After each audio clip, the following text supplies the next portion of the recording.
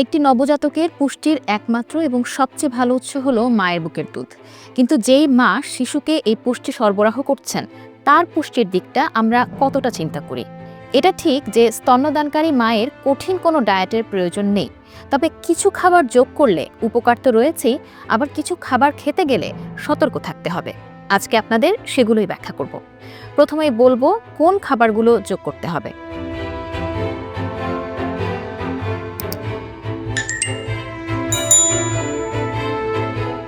মায়ের দুধ উৎপাদনের জন্য সবচেয়ে গুরুত্বপূর্ণ হলো পানি, কারণ বুকের দুধের ৮৮%ই পানি।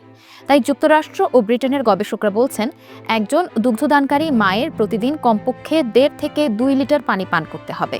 পানির পরিমাণ মাপতে ২ লিটারের একটি জগ বা বোতলে পানি রাখুন এবং সারাদিন সেখান থেকে পানি খেয়ে শেষ করুন। দুধ, জুস আর স্যুপের মতো বিভিন্ন পুষ্টিকর তরল খেয়েও পানির চাহিদা পূরণ করা যায়। দিনে অন্তত ১ গ্লাস চিনি ছাড়া ফলের শরবত খেতে হবে। সবচেয়ে ভালো হয় প্রতিবার শিশুকে বুকের দুধ দেওয়ার আগে যদি ১ গ্লাস পানি বা তরল খাবার খাওয়া যায়, তাহলে দুধ নিঃসরণ সহজ হবে। পানি খাওয়ার আরেকটি গুরুত্বপূর্ণ দিক হলো এটি সারাদিনের সব খাবারের পুষ্টিগুণ শোষণ করতে সাহায্য করে, সেই সাথে হজমের সমস্যা, কোষ্ঠকাঠিন্য, ইউরিন ইনফেকশনের ঝুঁকিও দূর করে। বুকের দুধ খাওয়ানো মায়েদের স্বাভাবিক সময়ের চাইতে বেশি ক্যালোরির প্রয়োজন হয়, যেটা প্রায় ৪০০ থেকে ৬০০ কিলো ক্যালোরি বেশি। কারণ দুধ তৈরিতে মায়ের শরীর থেকে অনেক ক্যালোরি খরচ হয়ে যায়। যুক্তরাষ্ট্রের কেন্দ্রীয় রোগ নিয়ন্ত্রণ সংস্থা সিডিসি বলছে, স্তন্যপান করানো মাকে প্রতিদিন ২০০০ থেকে ২৮০০ ক্যালোরি খাবার খেতে হবে। এই ক্যালোরির পরিমাণ মায়ের বয়স, ওজন, উচ্চতা, তিনি কতটা কর্মঠ এবং শিশুকে কী পরিমাণ বুকের দুধ খাওয়াচ্ছেন সেটার উপর নির্ভর করে। তবে মায়ের ওজন যদি স্বাভাবিকের তুলনায় অনেক বেড়ে যায়, তাহলে হুট করে ওজন নিয়ন্ত্রণে আনা ঠিক হবে না। ধীরে ধীরে ১ বছর ধরে ওজন কমানোর পরিকল্পনা করতে হবে।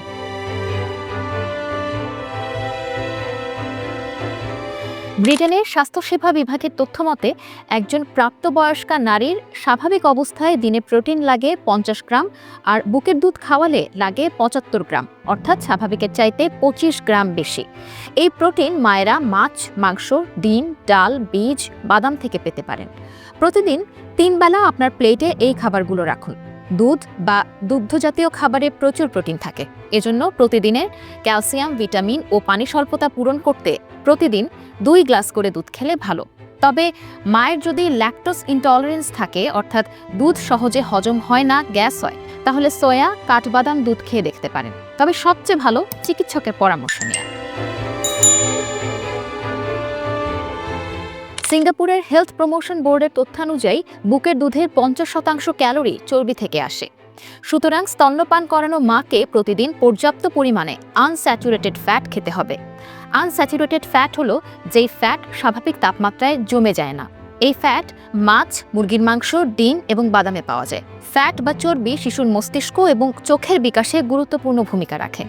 একজন প্রাপ্তবয়স্ক নারীর দিনের স্বাভাবিক অবস্থায় ফ্যাট লাগে ২০ গ্রাম, কিন্তু বুকের দুধ খাওয়ালে খেতে হবে দিনে ৪৫ গ্রাম ফ্যাট।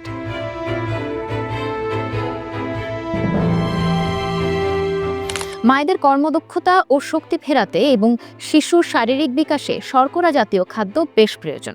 রুটি, পাউরুটি, ভাত, আলু, সিরিয়াল, বিভিন্ন ধরনের ডালে প্রচুর পরিমাণে শর্করা পাওয়া যায়। প্রতিদিনের খাদ্য তালিকায় এই খাবারগুলো যুক্ত করুন। তবে এই খাবারগুলো স্বাভাবিক সময়ের মতো খেলেই ভালো, বেশি খেলে ওজন বেড়ে যেতে পারে। বুকের দুধ খাওয়ানোর সময় একজন মায়ের সব ধরনের ভিটামিনের প্রয়োজনীয়তা বেড়ে যায়, বিশেষ করে vitamin A, B, C, D, folate এবং ভিটামিন বি12। এজন্য বিভিন্ন ধরনের মৌসুমী শাক, যেমন পালং শাক, কচু শাক, কলমি শাক, মিষ্টি কুমড়ার শাক, সেই সঙ্গে পানি সমৃদ্ধ সবজি যেমন লাউ, ঝিঙা, চিচিঙ্গা, ঢ্যাঁড়স ইত্যাদি খাওয়া যেতে পারে।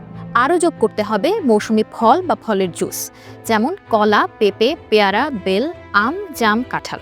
প্রতিদিন সবুজ ও হলুদ রঙের ৩ ধরনের সবজি এবং দিনে ২ ধরনের ফল খাওয়া প্রয়োজন, বলছে স্বাস্থ্যসেবা বিভাগ। নতুন মায়েরা প্রায় কোষ্ঠকাঠিন্যের সমস্যায় ভুগে থাকেন। এসব খাবারে প্রচুর ফাইবার থাকায় সেই সমস্যাও কেটে যায়। ডিমের কুসুমে ভিটামিন ডি, মিনারেলস এবং অন্যান্য পুষ্টি আছে, যা মা ও শিশুর হাড় মজবুত করে। ভিটামিন ডির সবচেয়ে ভালো উৎস হলো সূর্য, তাই শিশু ও মা দুজনকেই আলো বাতাসে থাকতে হবে। তবে শীতের দেশে গেলে ভিটামিন ডি সাপ্লিমেন্ট ওষুধ খাওয়ার প্রয়োজন হতে পারে, এমনটাই বলছে ব্রিটেনের জাতীয় স্বাস্থ্যসেবা বিভাগ। আবার খাবার থেকে সব পুষ্টি চাহিদা পূরণ সম্ভব না হলে মায়েদের এই ভিটামিন সাপ্লিমেন্ট থেকে পুষ্টি চাহিদা পূরণ করতে হতে পারে।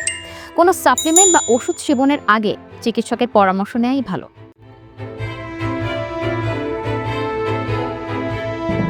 দুগ্ধদানকারী মায়েদের আয়োডিন, জিঙ্ক, আয়রন ও ক্যালসিয়ামের মতো খনিজের প্রয়োজনীয়তা বৃদ্ধি পায়।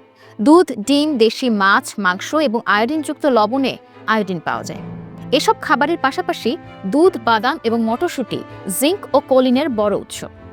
সিডিসির তথ্য অনুযায়ী একজন মাকে প্রতিদিন 290 মাইক্রোগ্রাম আয়োডিন এবং 550 মিলিগ্রাম কোলিন খাওয়া প্রয়োজন। অন্যদিকে ক্যালসিয়াম লাগে দিনে 1000 থেকে 1500 মিলিগ্রাম। ক্যালসিয়ামের এই চাহিদা পূরণে খাদ্য তালিকায় দুধ, দই, পনির, হাড় সহ মাছ, মাংস খাওয়ার চেষ্টা করতে হবে। এছাড়া বিভিন্ন ধরনের ডাল, গরু ও খাসির কলিজা, মাংস, দুধ ও ডিম থেকে আয়রন মেলে। তবে এমন কিছু খাবার রয়েছে যেগুলো দুগ্ধদানকারী মায়েদের এড়িয়ে চলাই ভালো।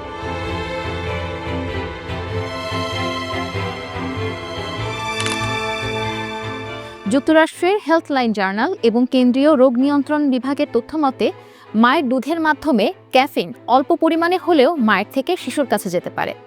ক্যাফিনের প্রভাবে শিশু উত্তেজিত হয়ে পড়তে পারে, যার ফলে সে ঘুমোতে চাইবে না।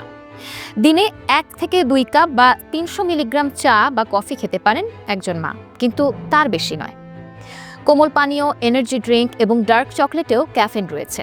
তারপরেও যদি খেতেই হয়, সবচেয়ে ভালো হয় দিনে 1 মগ কফি অথবা 1 মগ চা, 1 ক্যান এনার্জি ড্রিঙ্ক বা 50 গ্রামের মতো চকলেট বার খাওয়া। চা খাওয়ার যদি অনেক বেশি অভ্যাস থাকে, তাহলে বাজারে বিভিন্ন ধরনের হার্বাল চা পাওয়া যায়, সেগুলো খেয়ে দেখতে পারে।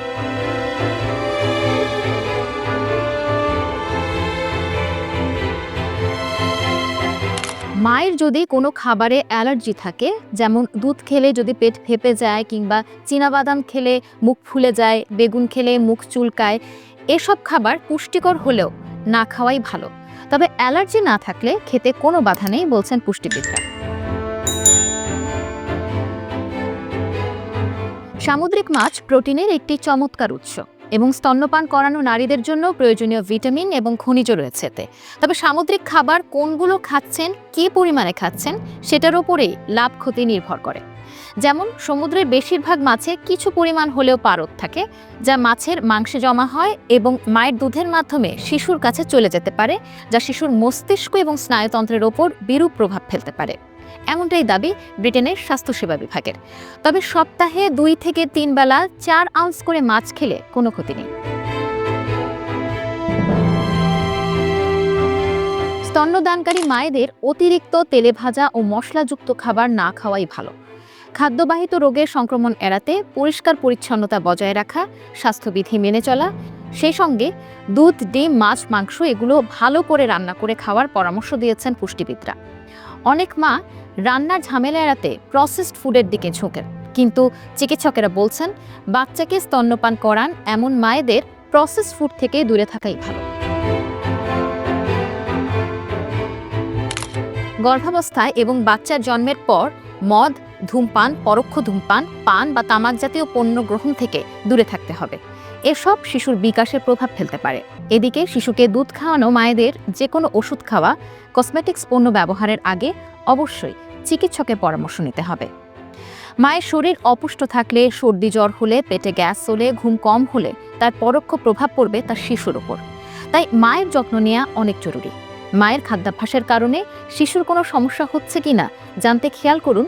বাচ্চা বারবার অসুস্থ হয়ে পড়ছে কিনা, তার ত্বকে র্যাশ দেখা দিচ্ছে কিনা, এছাড়া পেট ফাঁপা, বমি, ডায়রিয়া, কোষ্ঠকাঠিন্য, শব্দ করে শ্বাস নেওয়া, অহেতুক কান্নাকাটি, এই বিষয়গুলো দেখলে চিকিৎসকের পরামর্শ নেওয়া বেশ জরুরি।